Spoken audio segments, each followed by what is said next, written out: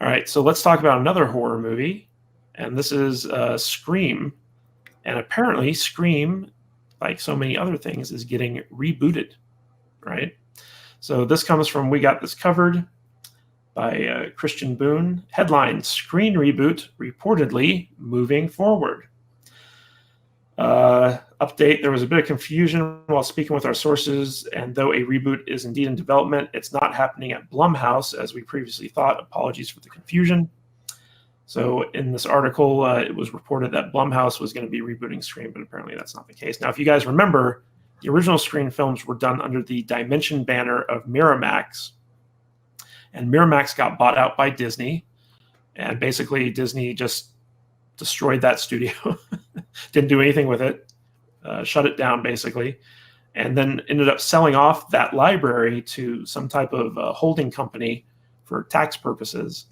So a lot of the original like Dimension films are kind of like in limbo right now, but Scream apparently still is going strong.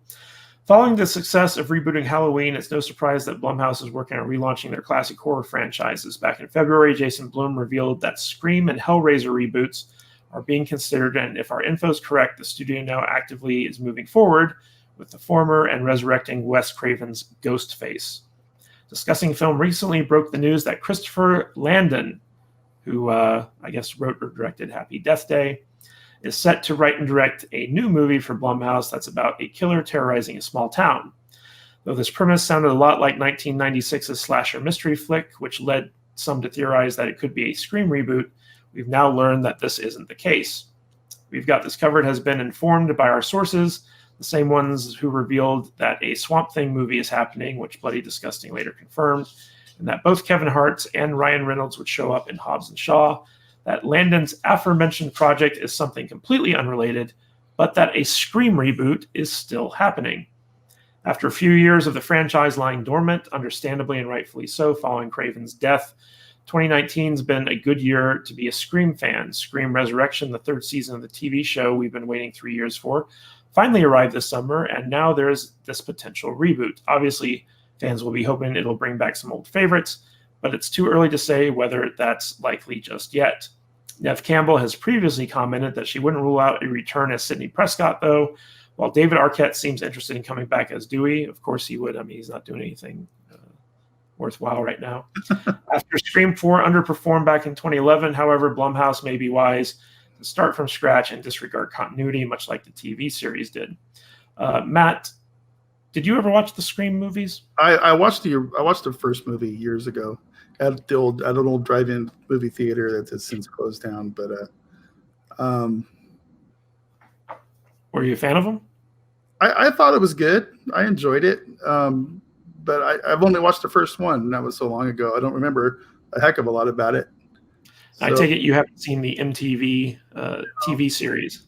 I didn't. I wasn't even aware it existed, to be honest with you. That's probably a good thing because it was awful.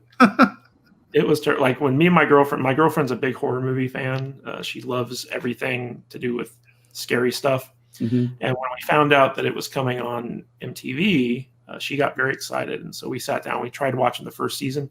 We couldn't get past 4 episodes. Yeah. It was so bad. And they brought it back for a second season. Now I think they brought it back for a third, but that was after a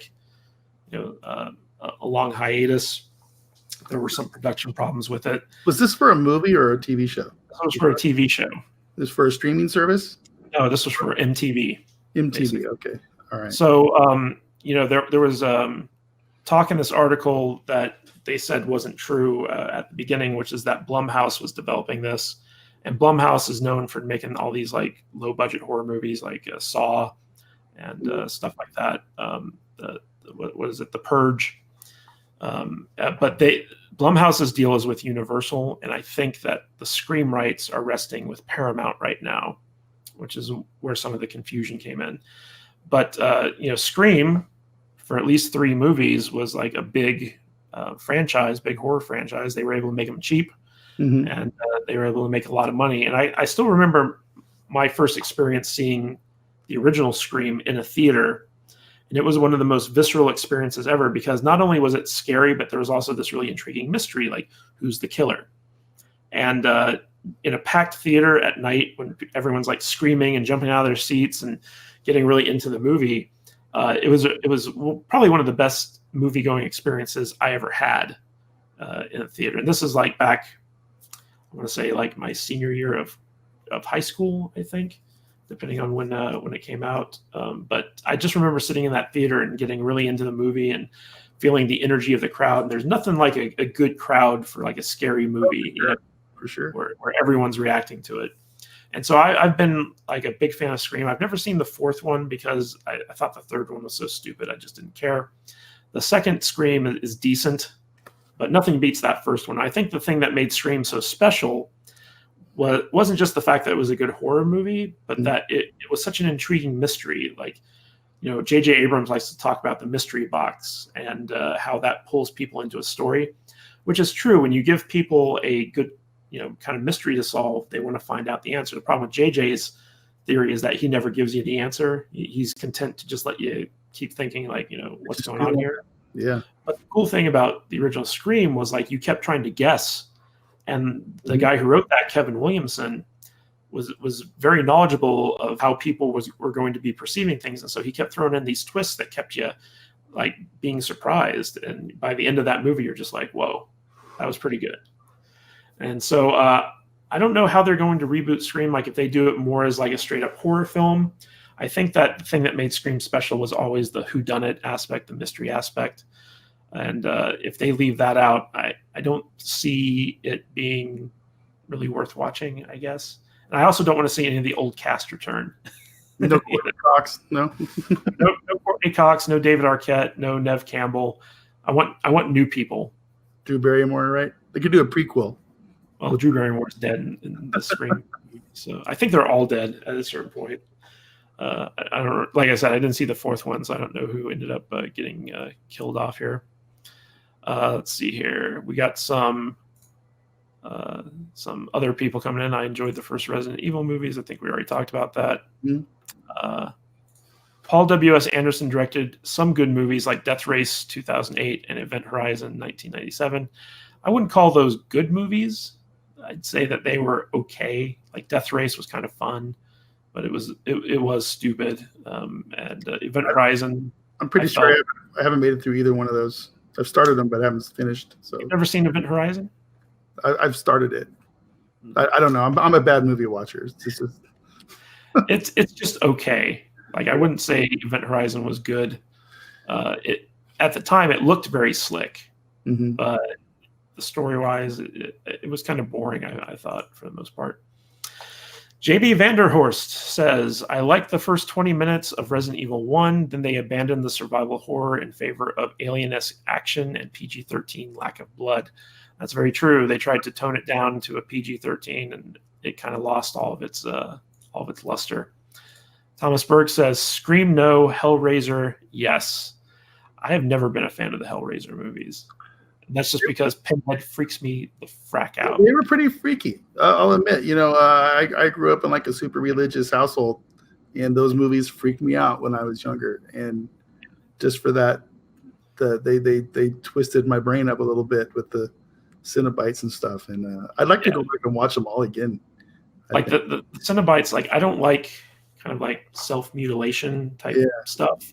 And so the Cenobites just always turned me off from ever getting into Hellraiser. I think I got completely turned off with the when they had the Cenobite with the CDs sticking out of them everywhere. And I'm like, oh, that's really stupid. He like take them out and like throw them at people or something, right? Is that right? I don't know. I've never seen these. Like I said, I've stayed away from all the Hellraiser movies just because I get freaked out by that stuff. Like I don't like it. Horror movies aren't really my bag either. Especially, I mean, I guess the old Jason and Freddy movies were fine. Those are what I grew up watching. But when they got to like to the Saw and the torture porn movies and stuff like that, those weren't my bag. So yeah, the torture porn stuff was definitely something that turned me off. Mladen Kulik says, I grew up with Scream movies. I like Scream 1 and 2 and 4. Not a fan of the third one. I agree. The third one was probably the weakest. I haven't seen 4. Midnight Ted just calling us wusses. And Yeah. The judge just said, "You guys are wusses." I don't like horror movies. I'm sorry. Like, I have to be dragged to horror movies, yeah, honestly. If it weren't for my girlfriend, I would never watch a horror movie. Hey, thanks for checking out this video. I hope you got a lot out of it. And remember, if you want to support the channel, please check us out on the socials. You can follow us on Twitter and Instagram at Matthew Kadish. You can also find our discussion group over on Facebook at eggfbgroup.com. That's eggfbgroup.com. Takes you right to our Facebook discussion group. And if you'd like to help support the channel, check out my books over on Amazon.com. You can find them by going to kadishbooks.com. That's Kadish books.com. And as always, subscribe to the channel and hit that bell icon so you're notified every time we upload a new video for more movie, TV, and entertainment news and analysis. This is Matthew Kadish. I'll catch you guys later.